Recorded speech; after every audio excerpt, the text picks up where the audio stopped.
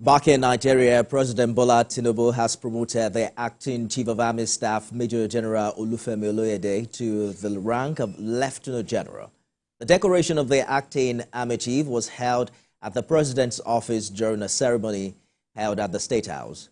The President, who commanded the military, assured them that government would always listen to their advice and keep the country on the path of peace and prosperity.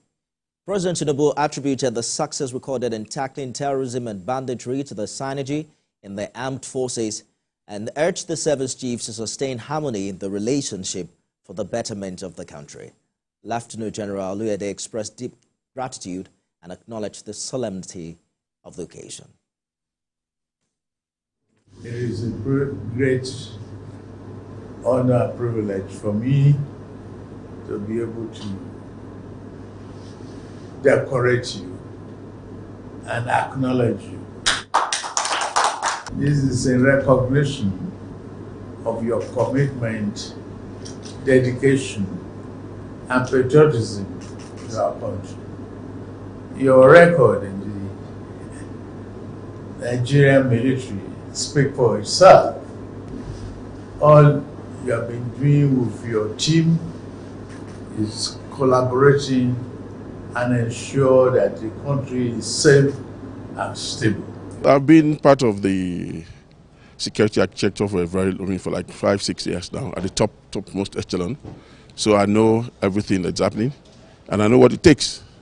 So what I intend to do is to continue with the philosophy of the Chief of Army Staff, Lieutenant General T.L. Agbaja, and give my very best to make sure that I support, in collaboration with other security agencies and sister agencies, to bring all forms of criminality to barest minimum, and to warn all the criminals out there that nobody has monopoly of violence besides those of us in uniform, and they should be ready to have that.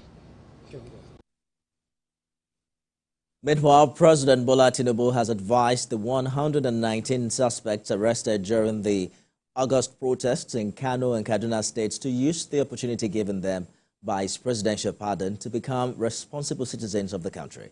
This was the message passed by Vice President Kashim Shettima to the pardoned suspects while advising them to desist from acts that will lead to violence and destruction of public and private property. He said the federal government is finding solutions to challenges confronting the nation. The Vice President said this during a formal handover of 112 suspects, 73 from Kano and 39 from Kaduna states to their respective governors at the presidential villa in Abuja. Earlier in his presentation to the Vice President, Minister of Humanitarian Affairs and Poverty Reduction, Professor Nentawe Iwata, said all pardoned suspects had been medically examined and certified fit to be released to their parents and guardians. Earlier released to their parents. Now we have 73 former suspects that will be handed over to the government and people of Kano State.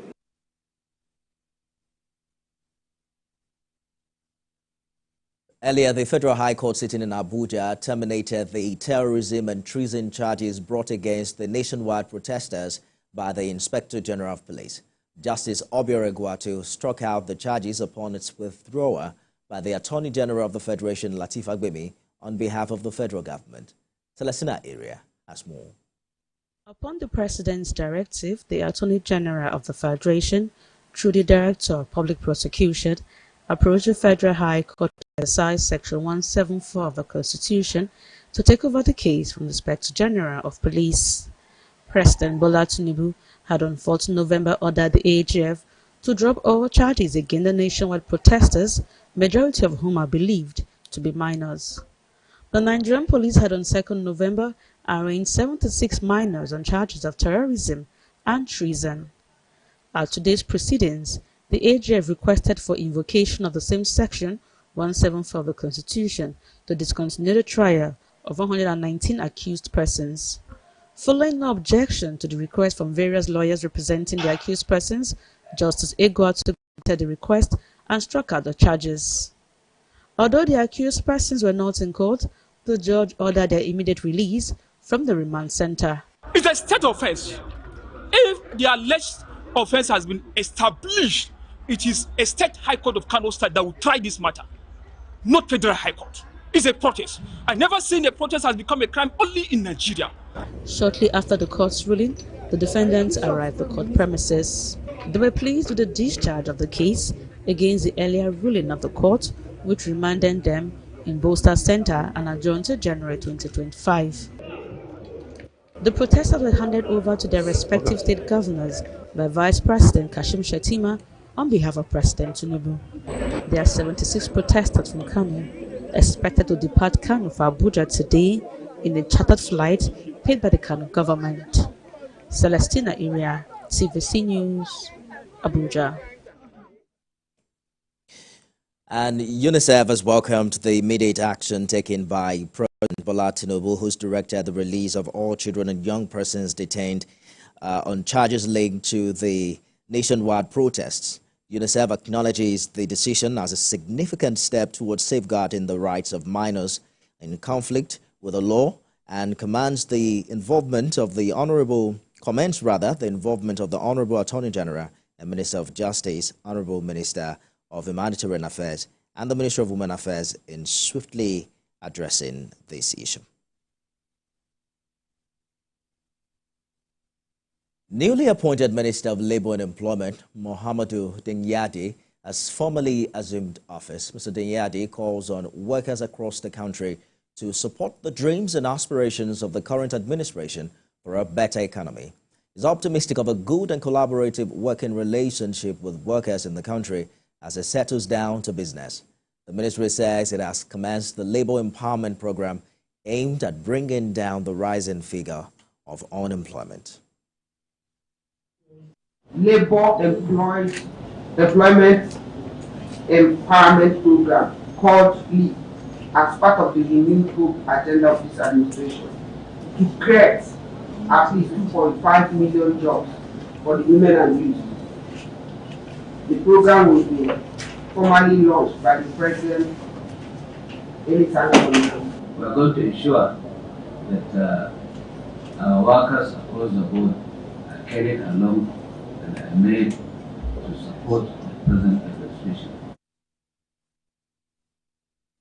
Meanwhile, the Minister of Education, Maruf Tunji Alausa, has assured Nigerians the age limit in sitting for National Examination Council and West African Examination Council is no longer 18, but 16 years. He disclosed this at an inaugural meeting between the Ministers of Education and Press in Abuja. Mariam Mohammed reports.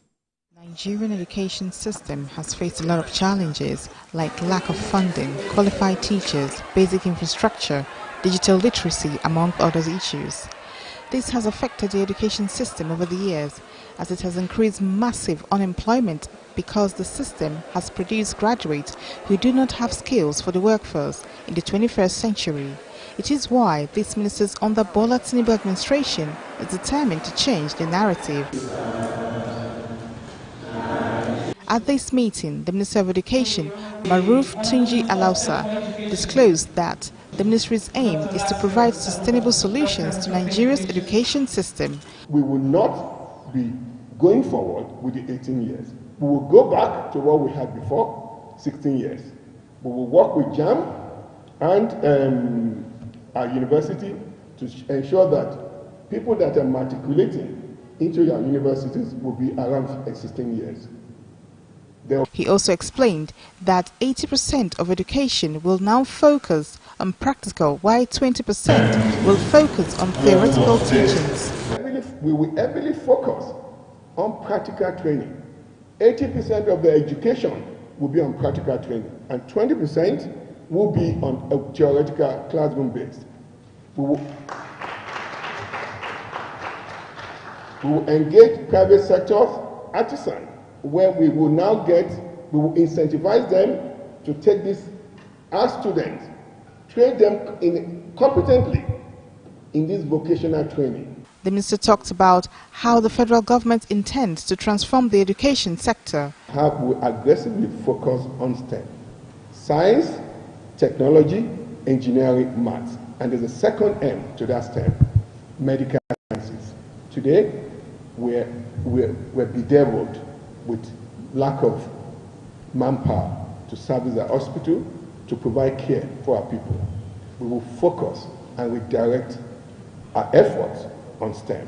The education sector will now prioritize civic education to encourage patriotism among young Nigerians across the country. Across the challenges facing Nigeria's education sector, the ministers want Nigerians to be patient with the Bola Tinubu administration, as all the policies to enhance the sector will be fully implemented.